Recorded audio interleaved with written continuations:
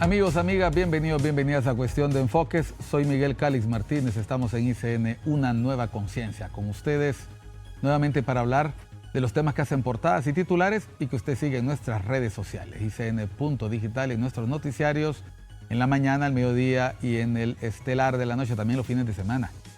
En Cuestión de Enfoques usted sabe que abordamos los temas desde distintos puntos de vista, perspectivas, opiniones, pareceres, enfoques.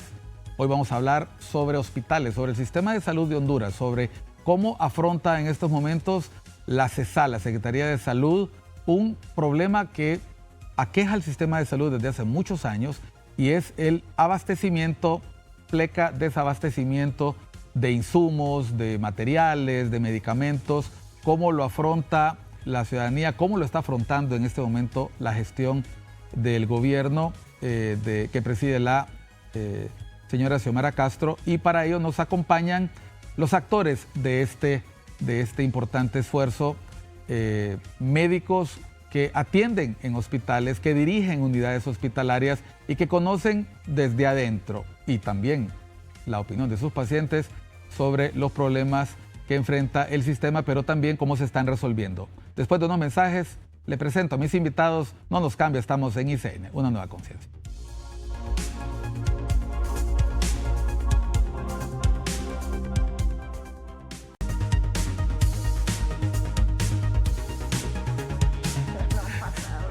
Continuamos en Cuestión de Enfoques, estamos en amena conversación desde ya, porque aquí vamos a quitarle un poco de tensión al tema. Yo sé que no es un aspecto fácil de abordar, pero sé que lo vamos a hacer muy fácil. Me acompaña la doctora Sonia Reyes, ella dirige la región sanitaria número 14, eso es Ocotepeque, allá lejos en Occidente, y tenemos al doctor Josué Cáceres, él es el director del hospital que usted conoce como el Santa Rosita, pero que realmente tiene otro nombre. El nombre completo es... Hospital Psiquiátrico Santa Rosita. Es Santa Rosita. Ok, bueno, vamos a hablar sobre cómo está afrontando el sector salud este problema de siempre, que es la dotación de suministros. Y antes de empezar este segmento, pues me entretuve conversando con la doctora. ¿Cuántos años de experiencia en el sector salud, doctora? 20 años. 20 años, en una carrera que empieza desde el nivel primario, que es la atención de lo que antes eran los centros de salud con médicos sésamos y ahora se llaman CIS. Sí, Centro Integral de Salud. Centro Integral de Salud. Ahí hablamos de médico, odontólogo, laboratorio. ¿Cuál es la gran diferencia entre, porque vamos a aprovechar para explicarle un poco a la gente que nos está viendo, cuál es la gran diferencia entre los insumos que se necesitan, el material que se necesita en un centro de salud con médico o sin médico, un centro de referencia, un hospital, no digamos ya los desafíos que se afrontan para poderle brindar a ese pacientito o a esa pacientita, porque yo me he fijado que así les dicen sí. en el argot, que normalmente viene con una mano adelante y una mano atrás. Correcto. Existen 3 categorías. Comenzamos con la zona de promoción y prevención, una ZPP, que es más que todo el enfoque de ellos es preventivo. Enfermera, 2 enfermeras, un promotor que se dedican a vacunar, ¿verdad? A hacer promoción en las comunidades y atender casos sencillos, ¿verdad? Como resfriados, pero sí son el nivel que refiere a una UAPS.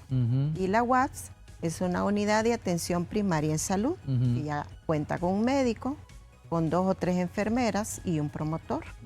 No cuenta con más servicios, más que la atención médica. ¿En su región cuántas hay de esos 2 tipos? Nosotros contamos 48 establecimientos de salud en general y un hospital.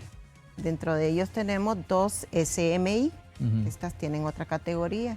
Servicio materno-infantil, que este es 24/7, es para atender específicamente ya todo lo que es la parte de salud materna. Pues sí, los niños no escogen hora para venirse. Exactamente. Y tampoco para dar Contamos con 2, afortunados porque tenemos una en la zona del Valle de Cececapa, que hoy pues por hoy lo llamamos el corredor migratorio, y la otra que la tenemos en la zona norte, La Encarnación, San Fernando, San Jorge, que es una zona que en algún momento pues es una zona bastante riesgosa, ¿verdad? Por el tema de las lluvias. Tenemos dos, contamos con dos, 24/7, que tienen sus médicos para hacer sus turnos. Tenemos la otra categoría que son los CIS, que son Centro Integral de Salud. Que es donde usted tuvo una muy buena experiencia. Exacto, estamos hablando del Centro Integral de Salud, que tiene sus médicos, pueden ser de 2, 3, hasta 4 médicos, y su laboratorio. Contamos ya con laboratorios en muchos de los CIS y odontólogos. Además de algunas otras atenciones como psicólogo, ya tenemos en algunos psicólogos. En uno de los CIS tenemos fisioterapia, ¿verdad? Hay en algunas, y nutricionistas. Entonces, cada vez vamos mejorando lo que es la atención primaria. Ahí estamos hablando de recurso humano. Ese recurso humano necesita material con el cual trabajar. Un médico, bueno, y lo vemos después de la pandemia, pero antes era común, los médicos, el personal de salud no puede acercarse a un paciente sin tapabocas, sin mascarillas, sin guantes quirúrgicos para protegerse. Eso significa que esa dotación tiene que estar permanentemente. Los medicamentos tienen una cualidad y es que tienen fecha de vencimiento, y el tema de la rotación del producto es una rotación permanente. Se sabe, y esto no me lo cuentan ustedes, que históricamente ha habido serios retos de logísticos y de dotación de recursos. ¿Cómo han venido afrontando en los últimos años este tema? Porque se conoce que entre 80 y 85% es la cobertura máxima que normalmente se le da, independientemente a veces menos, a veces más. De abastecimiento. ¿Cómo lo afrontan?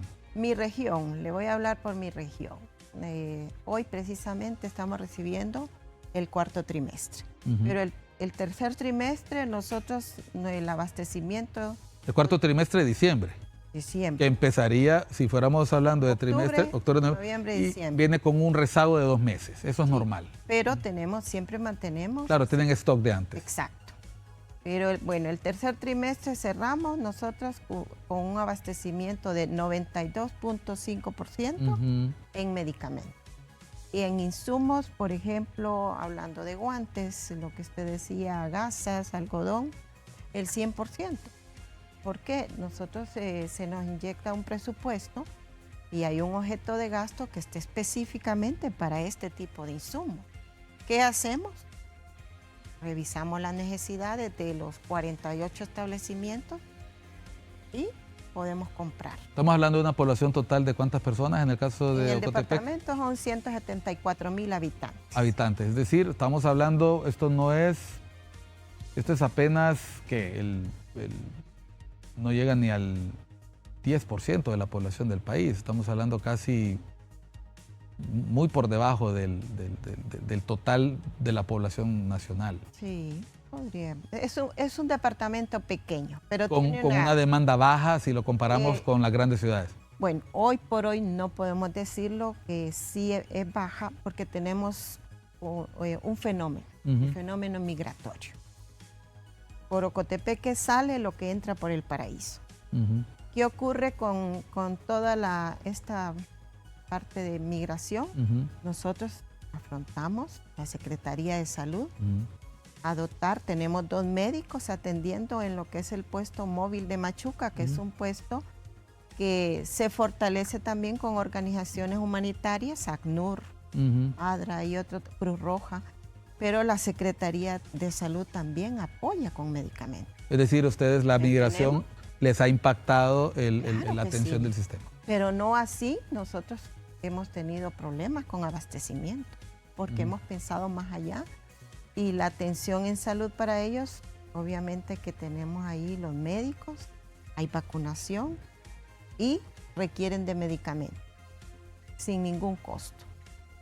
No podemos dejarlo así, tenemos ambulancia ahí que también atiende. Que por cierto es un sistema de salud pública, llega la gente y no llega pagando, no llega haya o no haya pagado impuestos, haya o no haya aportado al fisco, que de hecho lo hacen de manera indirecta, el deber es atenderlos. No es como en el Seguro Social que le van a pedir si está cotizando o no está cotizando. Aquí tiene que atenderlo. Doctor Cáceres, vamos a volver sobre Ocotepeque porque creo que lo que ha hecho la doctora Reyes es mostrarnos un poquito cómo está estructurado el sistema, la demanda cotidiana, el hecho de cubrir un porcentaje importante, pero cubrir el remanente, lo que pudiera estar pendiente de una dotación de trimestre con lo que está reservado. Eso implica un gran esfuerzo de planificación y logística.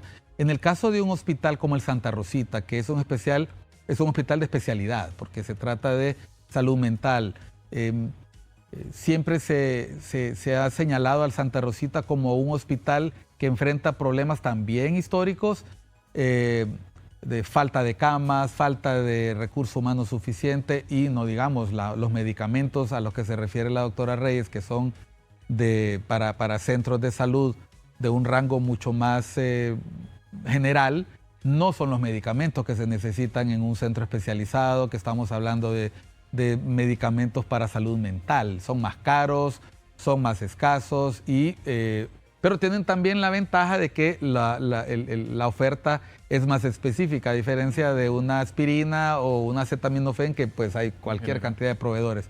¿Cuáles son los desafíos en el caso de un hospital como el Santa Rosita? Ustedes no reciben de entrada a un paciente y tiene que venir referido. No, el paciente puede llegar tanto referido de otro servicio, ¿verdad?, de menor complejidad, como de un centro integral de salud, de un hospital general, como puede llegar también de manera espontánea ahí a recibir atención. Se va en el desvío y llega por su propio pie o porque lo llevan los parientes o los amigos. Todo paciente que llega al hospital es debidamente atendido, ¿verdad? ¿Cómo hacen para que no le sobrepase esa demanda, la oferta que tienen? Mire, es un reto constante, ¿verdad? Porque este tema de salud mental se ha hecho mucho más visible, creo yo, después de la pandemia, ¿verdad? Se empezó a hablar más de salud mental, la gente está consultando más. Para darle una estadística, según la OMS, 1 de cada 4 personas va a tener un problema de salud mental en algún momento de su vida. Ansiedad, depresión. Exactamente. Esto es el 25% de la población. Si nos vamos así a un número muy, muy rígido, casi 3 millones de personas en nuestro país. Ya de manera normal, o sea, por 1 de cada 4. Epidemiología, digámosle, ¿verdad? O sea, que aquí, entre los 4 que estamos en el estudio, alguno de nosotros puede requerir ya atención está o puede requerir atención. Exactamente. Entonces, ¿oyeron, jóvenes? Esta gente está consultando más, está llegando más. Entonces, ¿qué hay que hacer? Para eso, ¿verdad? Hay programación. Nosotros vamos viendo ese incremento y ya se va preveyendo para el siguiente año, por ejemplo, o para cuando nosotros lo necesitemos. ¿Qué tanto se ha incrementado? Si comparamos la situación de la doctora Sonia en Ocotepeque, que el flujo migratorio ha sido brutal el último año y medio y eso generalmente rebasa las capacidades de un sistema. En el caso de ustedes, la pandemia, ¿usted siente que cada vez que pasa la gente va tomando conciencia, van siendo referidos? ¿Cómo hacer para no verse sobrepasado por la demanda? Mire, históricamente el Hospital Santa Rosita, ¿verdad?, cubría la demanda de este tema junto con el Hospital Mario Mendoza. Pero se había considerado siempre que el Hospital Mario Mendoza es su fuerte, por decirlo así, es más en la parte de consulta externa. Claro. Y en nosotros es la parte de hospitalización. El Mario Mendoza, si no estoy mal, tiene alrededor de 60 camas de hospitalización. Nosotros tenemos 250. Pero nosotros vamos viendo que... Es poquito para eso 1 de 4 que acaba de decir. Exactamente. Porque no todo el mundo va a requerir una hospitalización, ¿verdad? Entonces, ¿qué pasa? Esta gente, cada vez vamos viendo que nuestra consulta externa crece. Por ejemplo, entre un año y otro, hemos visto aumento de 6,000, 7,000 pacientes más, o sea, más atenciones en comparación al año anterior. Entonces, esos son desafíos que hay que estar cubriendo cada día, ¿verdad? Valorando, por ejemplo, contratar más especialistas, ¿verdad? Ahorita, por ejemplo, se han incorporado al hospital 3 especialistas de la Brigada Médica Cubana que nos están ayudando sobremanera. Por ejemplo, nosotros no teníamos lastimosamente un servicio de atención en consulta externa para niños y adolescentes. ¿Por qué? Porque eso requiere de un psiquiatra subespecialista, de un psiquiatra, ¿verdad?, en la parte pediátrica. Entonces, gracias a Dios, ahora lo tenemos cubierto con un colega de la Brigada Médica Cubana, ¿verdad? Entonces ya tenemos ese servicio abierto a la población en general también. Entonces vamos acomodando, ¿verdad? Vamos incrementando nuestras capacidades para poder ofrecerle el servicio a la población, porque la población, como dice usted, no deja de llegar. Por ejemplo, nosotros tenemos una particularidad, ¿verdad? Estamos en el kilómetro 21, carretera al norte. Constantemente hay tomas de carretera, hay bloqueos, ¿verdad? Sí, nosotros no podemos llegar porque vamos de Tegucigalpa, pero la gente hay que ir por cordillera, hay que irse por la carretera vieja a Támara. Exactamente, pero el paciente siempre llega. Sí, el paciente o está ahí. O ya está ahí. Y hay que atenderlo. A ver, voy a tomar algunos ejemplos de lo que menciona la doctora Sonia, porque la idea es que la gente comprenda los desafíos que son permanentes. Hay que estar atendiendo a una población que crece vegetativamente también, pero también el impacto de olas migratorias, el impacto de pandemias. Y aquí cabe la pregunta a mí, yo me hago la pregunta, ¿por qué no tenemos más centros de referencia, hospitales en salud mental en el país, por ejemplo, que podrían descargar al Mario Mendoza y al Santa Rosita y descentralizar un poco cómo lo hacen la gente de San Pedro, cómo lo hace la gente de Atlántida, o tienen que hacerlo en unidades especializadas de los hospitales grandes? Fíjese que sí, en los últimos años pues también se aperturó un centro psiquiátrico, solamente que ellos no reciben hospitalización, está en San Pedro Sula, que es el Hospital San Juan de Dios. Entonces ellos ven con... Primera vez que escucho ese nombre, se lo digo. Es el San Juan de Dios, es un hospital también, solamente que este hospital funciona descentralizado, es manejado por una orden religiosa. Me imaginé. Pero recibe presupuesto de la Secretaría de Salud. Bueno, así empezaron muchos de los hospitales. De hecho, el Hospital San Felipe, que es archiconocido, tiene historias interesantes de personajes que deambulan en horas nocturnas y que algunos, no vamos a meternos ahí, no nos vamos a salir. Les decía que quería que habláramos un poco relajados del tema porque en las últimas semanas, y ustedes saben que todos los años es un desafío esto, se ha hablado de desabastecimiento, trascendió la falta de algodón, que hubo algún desfase ahí en la parte logística, y se quejaron no los pacientes, se quejó el personal médico, ¿verdad? Obviamente los medios de comunicación hicieron eco de este tema y se empezó a escuchar voces que empezaron a plantear si este tema que había sido de larga data y que sabemos que fue un problema importante en el primer año de la gestión de la presidenta Castro, si ya se había encontrado salidas para resolverlo. Máxime cuando hay demandas nuevas, cuando hay incrementos en los costos de los medicamentos, y siempre ha sido un desafío poder tener tranquilos a los proveedores y a la población que también acude. Lo hemos visto en el tema de diálisis, lo hemos visto en otras áreas. En el caso de salud mental, ¿ustedes están abastecidos? ¿Tienen esos niveles de 95% también que tiene Ocotepeque, o es un desafío diferente en el caso de la salud de Ocotepeque? Fíjese que nosotros, bueno, el cuadro básico, que le llamamos así, de medicamentos que contamos en el hospital, se divide en 3 tipos de medicamentos. Medicamentos vitales, que son los que sin ellos no podemos existir como hospital. Están los medicamentos esenciales, que son muy necesarios, pero no son los de todos los días. Aclaremos cuáles son los vitales para la gente que está escuchando. Los vitales en un hospital psiquiátrico son los antidepresivos, antipsicóticos, estabilizadores del estado del ánimo, ¿verdad? Y benzodiazepinas como el clonazepam, etc. Entonces, esos son los medicamentos que se... Un hospital psiquiátrico que no tiene eso no es hospital psiquiátrico, ¿verdad? Los siguientes, los esenciales. Los esenciales son medicamentos porque nuestros pacientes no solo se enferman de patologías psiquiátricas, ¿verdad? También son hipertensos, también son diabéticos, también tienen diarreas, etc. Y aquí hay una similitud con el caso de ustedes. Ajá. Y están los medicamentos no esenciales, que son aquellos que se utilizan en algunos momentos, pero no los utilizamos con mucha frecuencia. Que serían... ¿verdad? Penicilina, por ejemplo. Son estos medicamentos que tal vez, este paciente tiene una infección, quiero utilizar este antibiótico, pero no es que sin él no podemos existir como hospital. Y la dotación de este tipo de medicamentos me lo cuenta a la vuelta de la pausa, porque nosotros no podemos hablar de este tema si no contextualizamos. Aquí estamos hablando de Ocotepeque. Imagínese usted que los desafíos del hospital escuela, los desafíos del materno infantil, del Catarino Rivas o de Leonardo Martínez no son similares a los de Ocotepeque o el Mario Mendoza o el Santa Rosita, pero tienen algo en común. Necesitan tener esa dotación lista porque el paciente o un accidente que ocurre o una situación de emergencia no anda pidiendo permiso.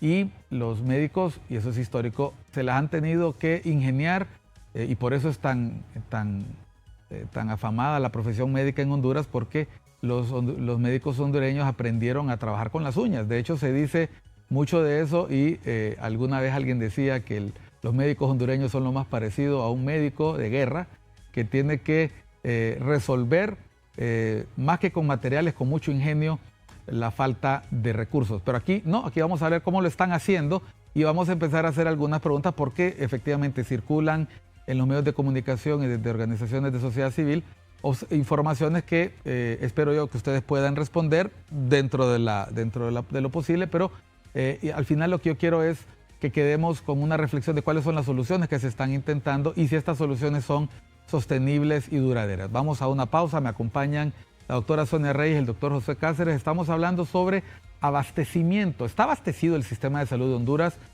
Podemos decir, ya aquí hay una aceptación, difícilmente va a estar abastecido en tiempo presente el 100%, pero el uso de los lotes que van remanentes puede permitir paliar eso. Para eso es indispensable la planificación. Vamos a hablar sobre eso al volver de unos mensajes acá en Cuestión de Enfoque.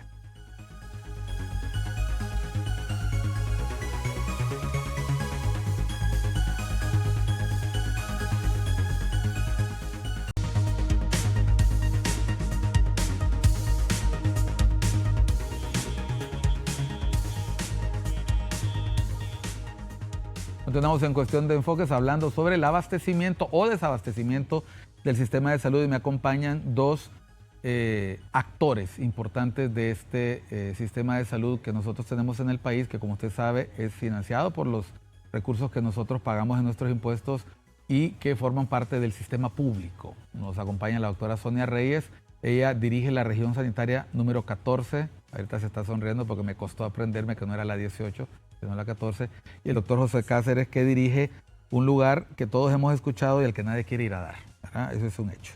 Pero si tocara, es parte de la salud, ¿verdad? Eso no es. A ver, 7 millones de hondureños posiblemente tienen que acudir a los sistemas públicos de salud en algún momento en el transcurso del año, especialmente personas que no cuentan con los recursos suficientes, y se habla mucho de que el sistema sanitario históricamente en el país ha estado en emergencia que puede afectarse mucho más si ocurre un evento, no lo voy a llamar cataclísmico porque no llegó hasta ahí, pero mucha gente sentía que se parecía al Mitch, el Sara, la tal Sara. Al final puso a prueba el SINAGE, el Sistema Nacional de Gestión de Riesgos, se afrontó en cierta medida, pero dejó en precariedad el sistema de salud en esta zona. Yo sé que ustedes no vienen de la región atlántica, pero han hablado de cómo eventos fuera de lo planificado generan emergencias. En el caso de Ocotepeque, la migración, el aumento de la migración, y en el caso de salud mental, pues la pandemia. Sin embargo, para estos eventos han tenido oportunidad para prepararse. ¿Puede los centros de salud de Ocotepeque afrontar un aumento repentino de pacientes? ¿Cuál es la capacidad, cuál es el colchón que tiene ese sistema para poder afrontar un aumento en su demanda? Sí, bueno, por el caso, nosotros en el corredor migratorio, bueno, hablemos de la parte importante que es el personal. Tenemos todos los establecimientos cubiertos con el personal ya idóneo, adecuado, médicos. ¿Con experiencia? Experiencia en todos los establecimientos de salud, incluyendo uno que antes era una ZPP, Agua Caliente, que es exactamente en la zona... ¿ZPP? Es zona de promoción y prevención. Antes era, porque antes era pequeño, eran 800 habitantes. Hoy, a raíz del proceso migratorio, nosotros tuvimos que llevar un médico. Antes, cuando se refiere a antes, ¿se refiere a qué año? Ya, estamos hablando en esta gestión. ¿En menos de 3 años? Sí, ¿De 800 correcto. a cuántos? Flotante. Flotantes, estamos hablando del corredor ya de la movilidad humana. Entonces, se nos incrementa porque se han quedado algunos ahí en la zona. ¿De 800 a más o menos cuánto? A unos, por ejemplo, 1.200 o ya 1.500. eso impacta si usted tiene una planificación para 800 personas. Es que lo que nosotros estamos buscando con ello, fortalecer el sistema de salud desde ese nivel. Antes era una ZPP solo con enfermera, pues ya tenemos un médico que está asignado y que es el que atiende exactamente a todo el paso de algunos migrantes. Sin embargo, decirles que, claro, hemos tenido apoyo a través de organizaciones humanitarias y la Secretaría de Salud no está exenta en el apoyo que hemos brindado a la parte de migración. Estamos atentos a través de lo que es hemos fortalecido una mesa de trabajo Migración Salud. Se está trabajando con todos los médicos de la zona en capacitarlos. Se están coordinando con otros actores. Exactamente. Hay una coordinación. Salud no es responsabilidad únicamente de la Secretaría de Salud. Entonces es ahí cuando nosotros buscamos los actores claves en cada uno de los municipios. Hay organizaciones, está el alcalde municipal.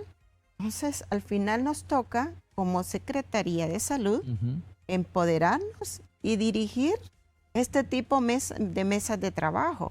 Porque la salud nos afecta, los problemas de salud nos afectan a todos. Entonces, al final de esto, nosotros también hemos capacitado al recurso humano. Está capacitado. Los establecimientos de salud del corredor migratorio están abastecidos y tienen su personal presto para la atención de cualquier tipo de emergencia. Ahí tenemos a 11 kilómetros de lo que es sería 17 kilómetros del Agua Caliente, que es la frontera, existe el servicio materno-infantil de 24/7. Nos atienden todo lo que es la emergencia de ese corredor. Tenemos CIS, 2 CIS grandes, con 3 y 4 médicos cada uno de ellos, con laboratorio y con odontología, que están dentro de esa zona que es el corredor también. Entonces, lo importante de esto es que nuestros centros de salud, y exactamente en esa zona, todos la mayoría tienen su acuerdo. Y es en esta gestión que se le da acuerdo a muchos médicos que en tiempos anteriores habían estado pues centros de salud sin médico. Es claro, se sabe que hay necesidad para afrontar este tipo de problemas. ¿Cuántas contrataciones se han hecho en su región? Nosotros tenemos ahorita 37 más 10, 45 contrataciones nuevas ya ahorita. Es decir, se hizo un aumento de aproximadamente 25% de lo que tiene ahora. Exacto. Entonces, ¿qué significa? El que un personal de salud ya esté trabajando, laborando con acuerdo, es una fortaleza. ¿Este personal entró por concurso? ¿No se hicieron distinciones de ningún tipo para ingresarlos? Algunos son de primera línea que quedaron, que no se les tomó en cuenta en la gestión anterior. Pero que en esta gestión se les tomó en cuenta y que se trajo a la Secretaría, se habló con la ministra, con la viceministra, y ellos han entendido que Cuando se refiere a primera línea, son médicos que trabajaron en COVID. En COVID, yo me acuerdo que había un problema ahí, gente que se había quedado en fila y que quedaron en medio de 2 aguas en el cambio. A ver, hay una información de una investigación a nivel nacional que ha hecho la Asociación por una Sociedad Más Justa, que indica que al menos volviendo a la descripción que hacía de medicamentos esenciales el doctor Cáceres, que al menos un 22% de personas que fueron encuestadas y fueron consultadas referían haber tenido que pagar por medicamentos de naturaleza esencial en algunos centros de salud.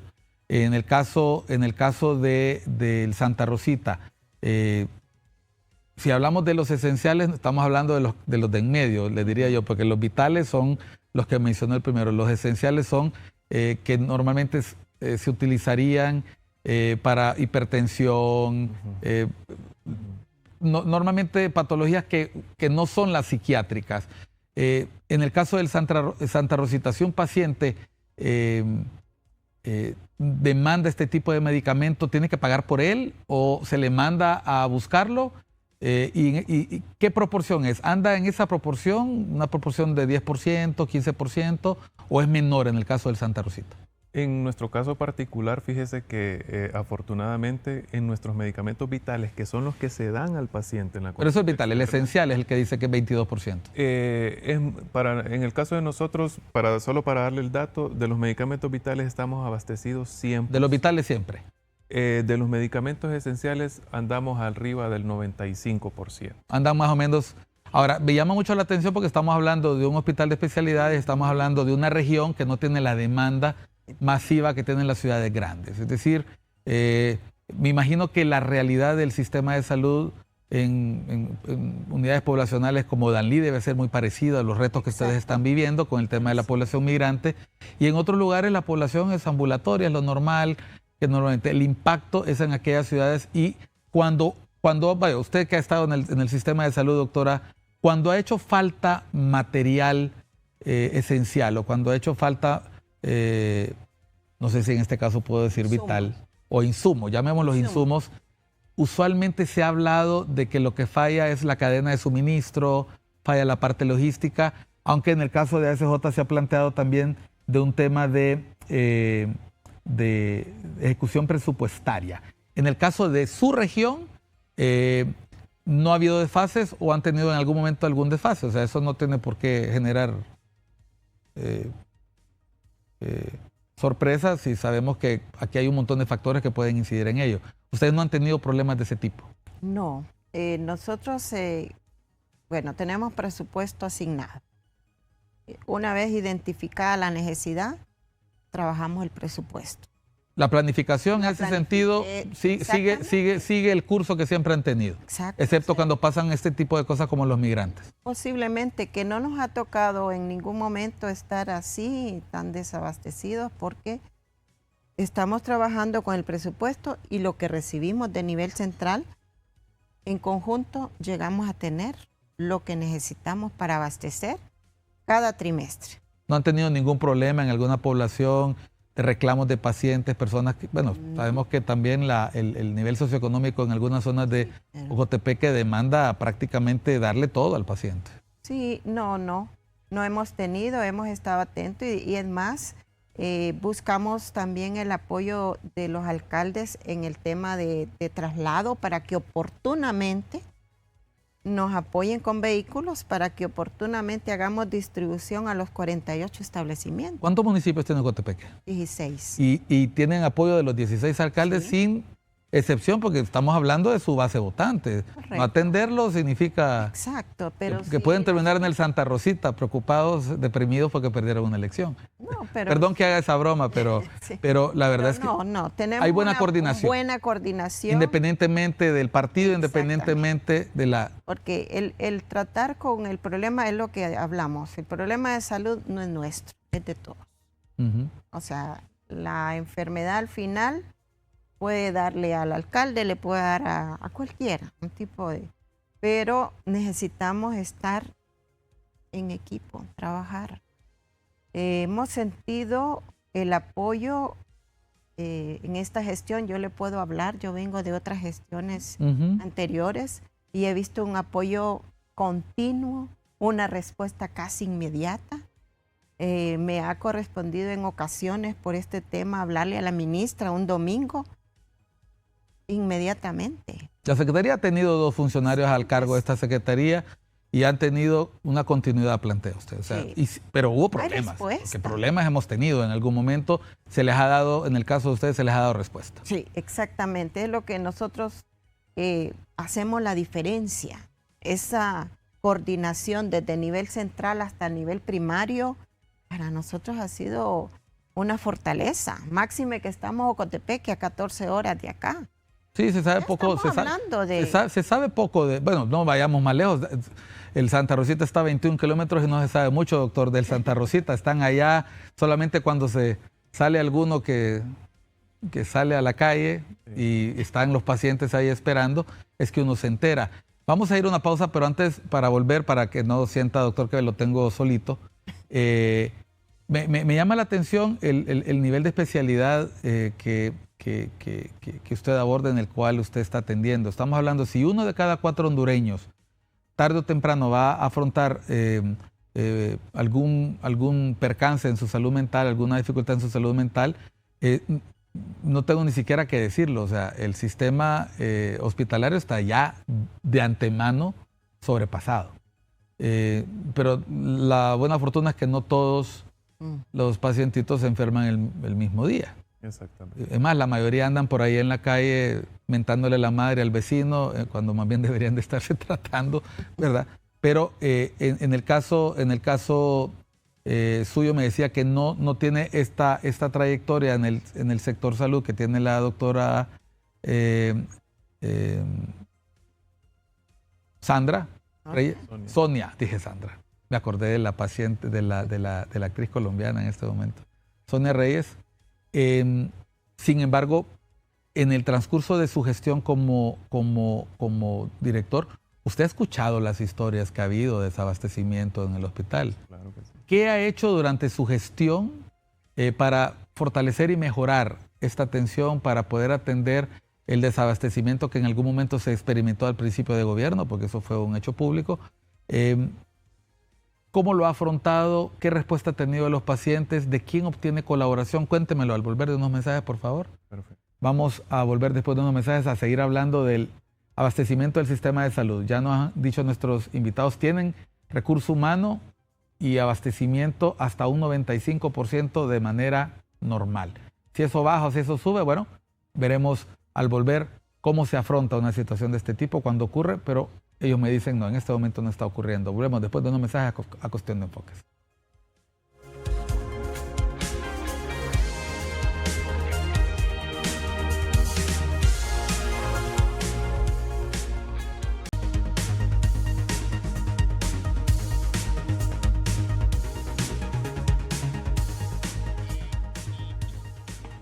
Continuamos en Cuestión de Enfoques hablando del abastecimiento del sector salud. ¿Está abastecido o desabastecido? Doctor Cáceres, cuando usted empezó su gestión en el hospital, ¿cuáles fueron los principales problemas que tuvo que afrontar y cómo los ha venido resolviendo?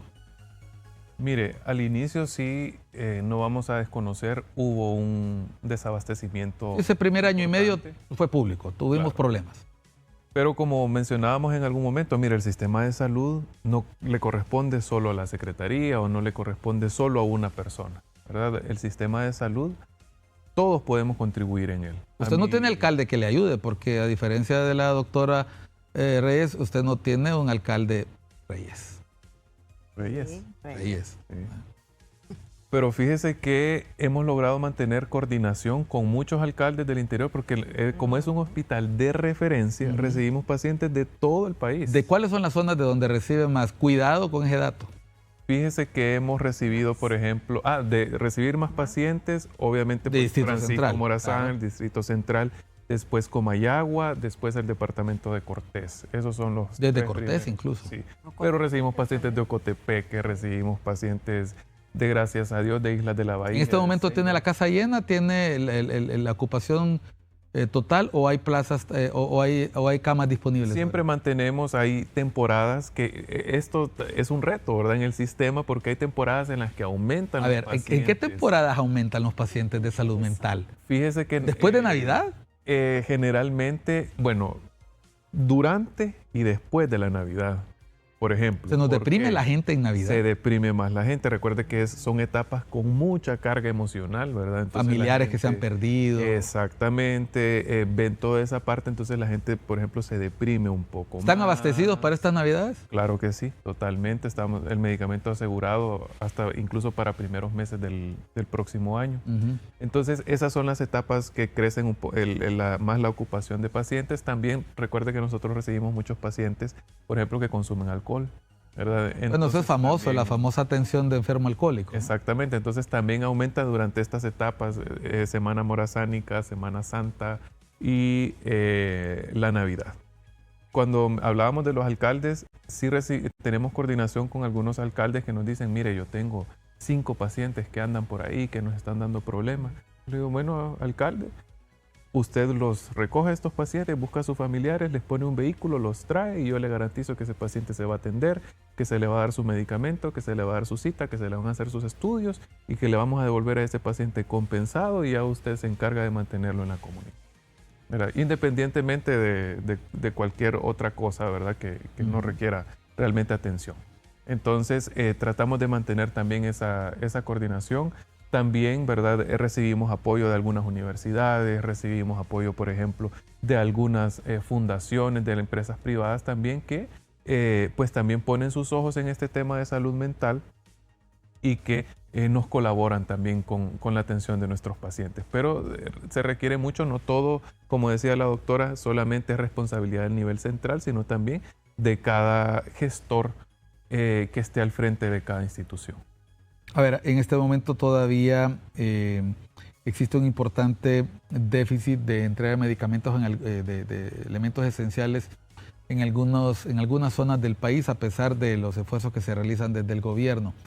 En un estudio que hizo la Asociación para una Sociedad Más Justa se planteaba que al menos 5 de cada 4 empleados, servidores públicos en el sector salud, 6 de cada 10 reportaron no contar con los insumos necesarios para desempeñar adecuadamente su labor. Hace 2 segmentos planteaba que el personal sanitario hondureño, los médicos, tienen fama de hacer milagros. Precisamente porque el sistema nunca va a tener todos los recursos y los insumos. Somos un país que no es un país desarrollado, es un país luchando por alcanzar estados de desarrollo y hay zonas del país donde la demanda de los servicios de salud es mayor. Usted conoce bien el sistema de salud, doctora, no nos va a dejar mentir. Que un estudio realizado a nivel nacional arroje estos datos podría ir a contrapelo de lo que usted ha logrado en Ocotepeque o lo que usted ha logrado en el Santa Rosita.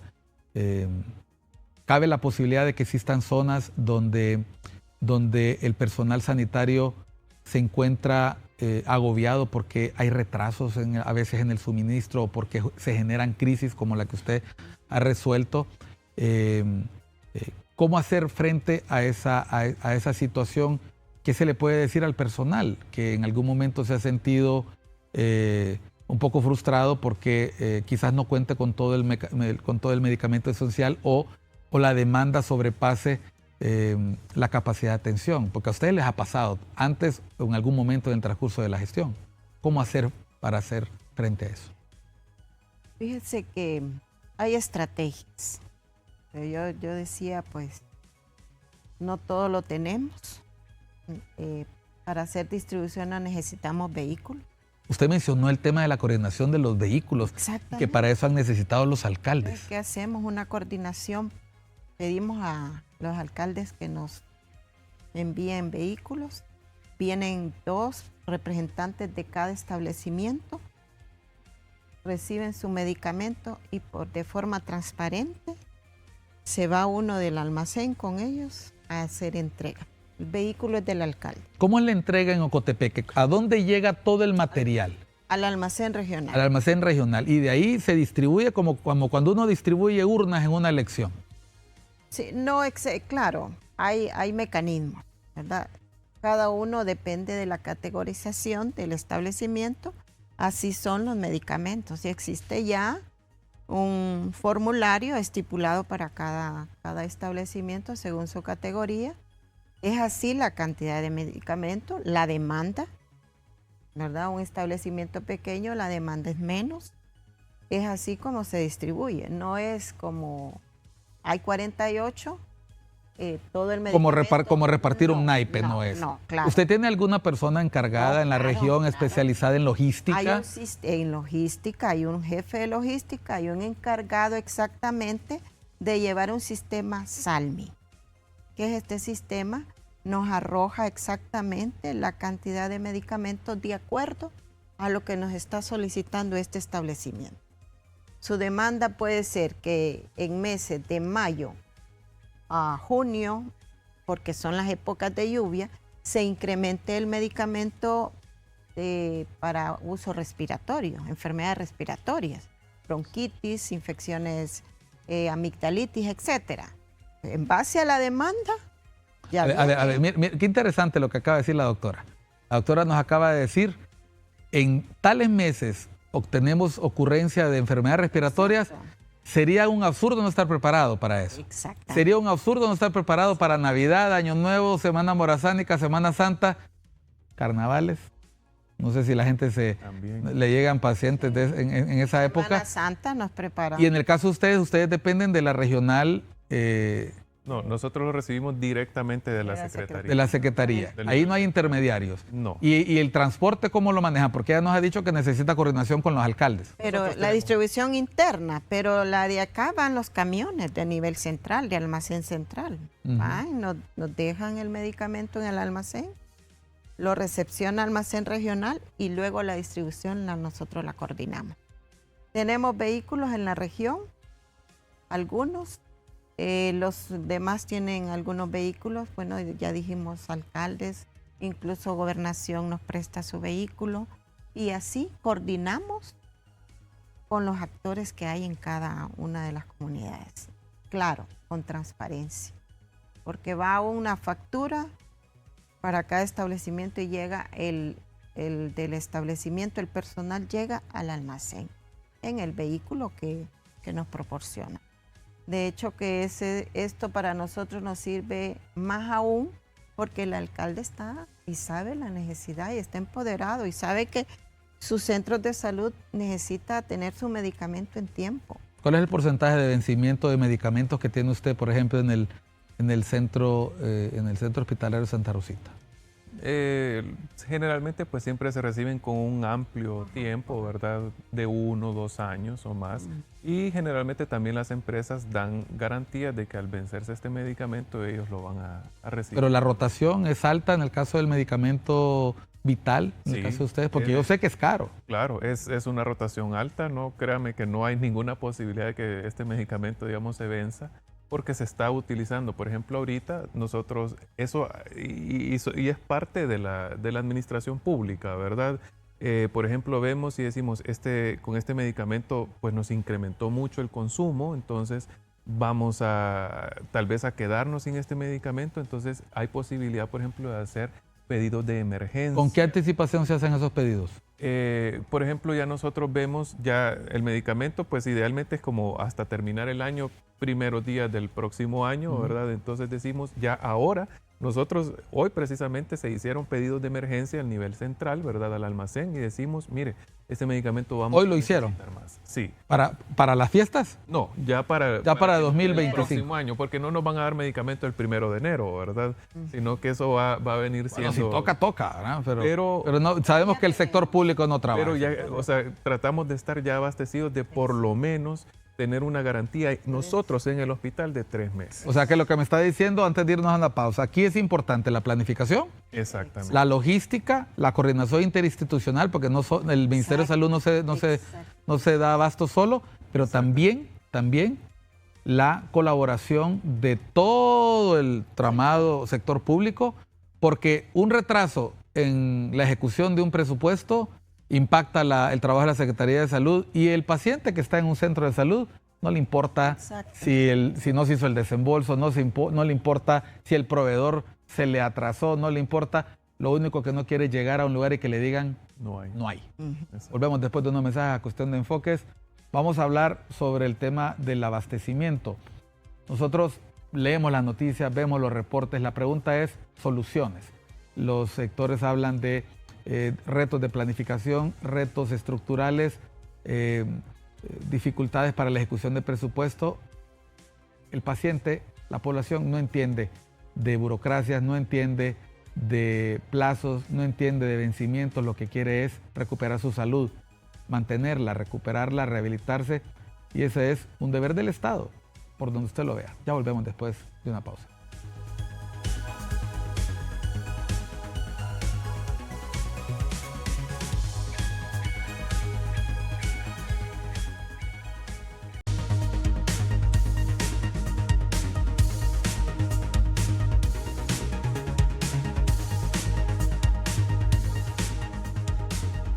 entramos en la recta final de Cuestión de Enfoques. Estamos con la doctora Sonia Reyes y el doctor Josué Cáceres, ambos encargados de darle atención a la población.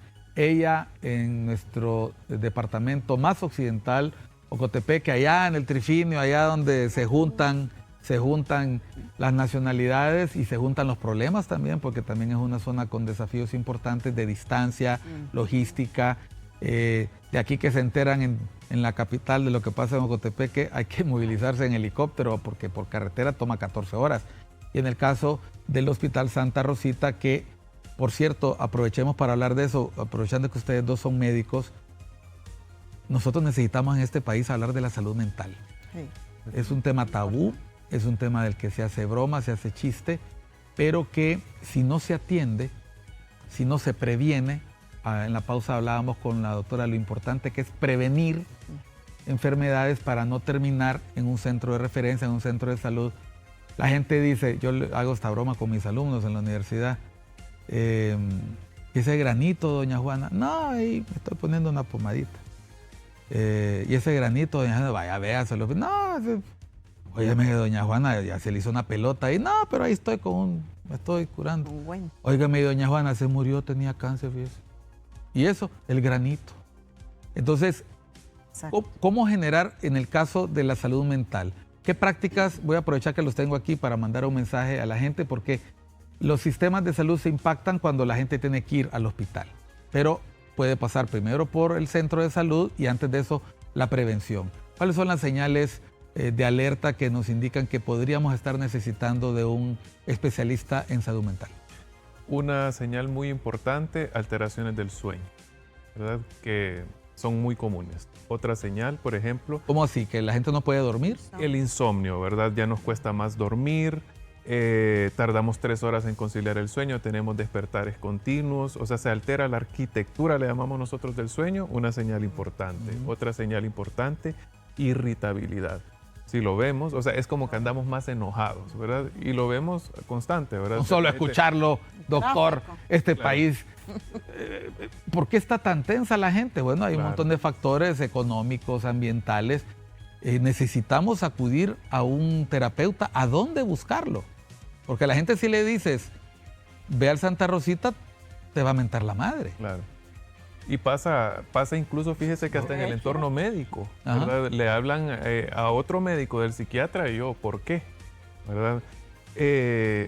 Sí, lastimosamente, ¿verdad? No tenemos los servicios, no ofrecemos los servicios que quisiéramos, pero hay algunos intentos, por ejemplo, que van desde el teléfono de la esperanza, hay servicios de salud mental en la universidad, en distintas universidades, los hospitales.